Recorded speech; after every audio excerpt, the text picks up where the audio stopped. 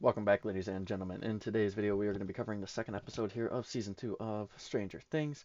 Again, this is one of my favorite seasons here, so a lot of these videos are going to overtake the ones from Season 1. But in this episode, we see a variety of different things here. We see the group of friends getting ready for basically Halloween. They dress as the Ghostbusters and they go to school and they are embarrassed because no one else is dressed up. I know for a fact, at least when I was going to high school, it didn't matter what grade we were in. People were always dressing up. I was one of the lame ones who really just threw on a sweatshirt and called it a day.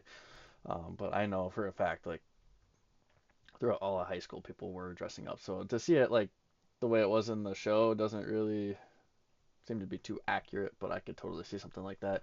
But it does kind of set the tone for them being awkward kids who are kind of just nerds, and I think everyone realized that throughout their time of the show.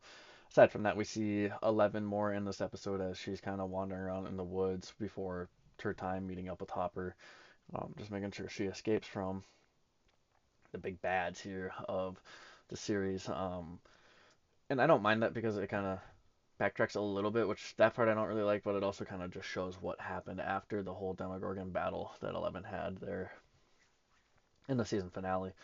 Aside from that, we really just see Nancy and Steve at a party where Nancy and Steve get into it, essentially because Nancy's drunk and she doesn't feel like Steve is taking the whole Barb situation serious, especially after the first episode, and that Steve's just more worried about blowing off some steam and going to a party and having fun, and she consistently tells him over and over again everything is bullshit. And I mean, it's kind of funny to watch. So Steve storms on out, and then Jonathan ends up taking Nancy home because of that.